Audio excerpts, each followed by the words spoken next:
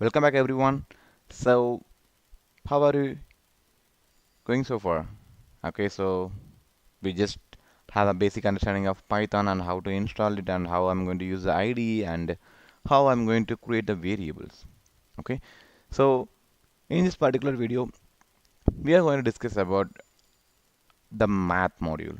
So the basic mathematical calculations. How are we going to do that and how the library is going to help us.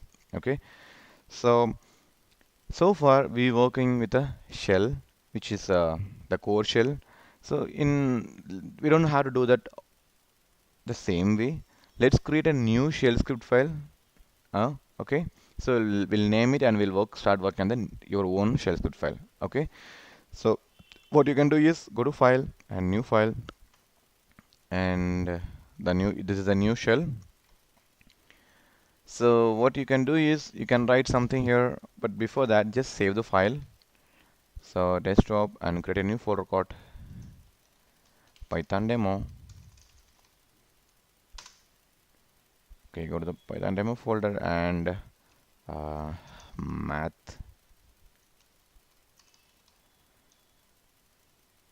module. So, and make sure you put py extension. Okay, so that is indicating this particular belongs to the Python shell. Okay, save. Okay, so far we worked the shell. So we have your own shell now. Let's try to print the data. Okay, so I'm going to print Python here. Save it. How are you going to run this? Go to run and click run module, or you can use the shortcut F5. What is happening? Nothing is printed here. It is empty. Okay, that is where the difference. When you're working with the core shell, you don't have to provide anything. Okay, but when you're working with your separate files, you need to print the data. Okay, separately. So what you can do is, if you want to print something, you need to use the print.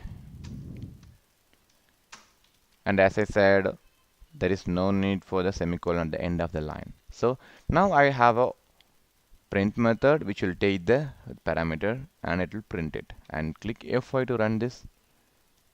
See, it is printer. Okay, so what else we can do? So okay, I'm going to print 1 plus 1 and save it and click F5. See, both will work as the same way.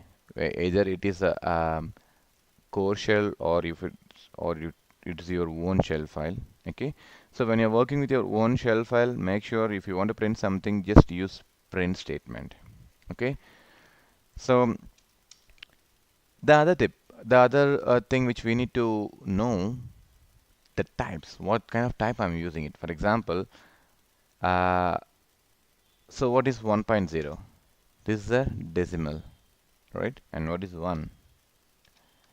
This is an integer. Okay, so shell sorry, the Python, we have the predefined method called type.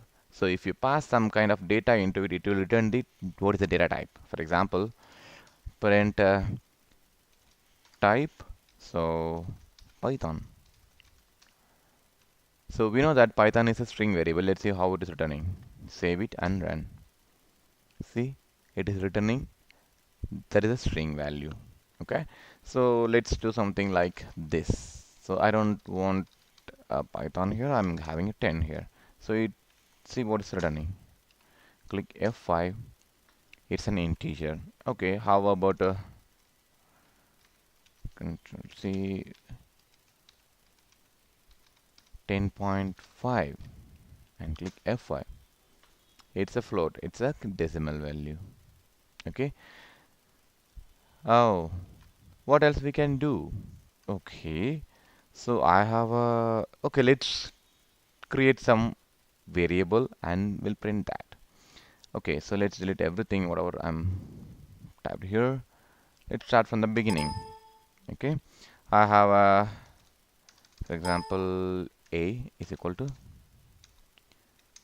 10, so I'm going to print a f5. Okay, so it's printed. Okay, so So far so good. So now let's go to the math.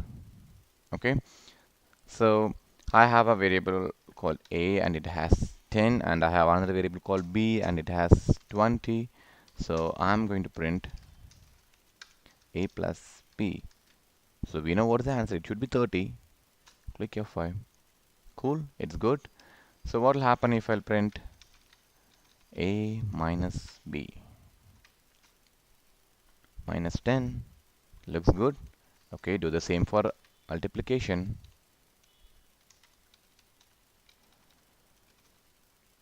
Int F5. 200. Okay, the addition is working good and the subtraction is good and the multiplication also good. And let's see divided. Let's divide b divided by a. F5. 2.0. Why it is writing 2.0? It should be 2, right? Okay. There is a difference between Python 2 and 3. Python 2, it will never return decimal. If it is 2.1, it will return 2. If it is 2.5 or more than 2.5, it is written as a 3. That means it will round off the value, okay, which is not good, okay. So that will overcome in the Python 3.0, okay. And let's see, so we have seen a into b and print b divided by a. So what are other operations which is still in math? We need to use a mod. So mod is a bad boy. It's, so a div mod b. So what is the outcome? Okay. So basically what happening when I put a mod b, so my outcome is 10. What is the 10? Is that end result? No. It's the remainder of the a mod b. That means 10 divided by 20. Okay. So let's try it the other way. B divided by a. That means 20 divided by 10. So what is the remainder? It is 0, right? Because nothing is left. Because 10 goes into 20 twice. So there is no values left over. Okay, let's see that. 0. Okay. And if you want, you can try something like 5 divided by, sorry, not divided, mod 2. So what will be the remainder? Because 5 goes into 2 how many times? Okay, let's see that. 1. Okay. Okay, let's do the other way. 2 divided by 5, and we'll see. Is 2. Okay, so basically it is not returning some kind of divided value. It will divide the data and it will return the remainder. Okay, so let's I'll show you here in a simple way. So I have a 10 divided by 5, so outcome is 2. So that is the remainder is 0. There is no values left over. Okay, so here 10 divided by 3 equal to 1. The reason is 3 goes into 10 3 times. The leftover is 1. So the remainder is 1. Okay, so here the 3, that means 3 times it goes into the 10 and the remainder is goes to 1. Okay, this is a modest to, it's going to work. Okay, so just give it a try and let me know if you guys have any clarification. In the next video, what we are going to discuss, we are going to discuss about the order of when we have the multiple addition or multiple there's some kind of complex addition and multiplication or divided, how it is going to work. Okay, let's see the next video. Okay, thank you.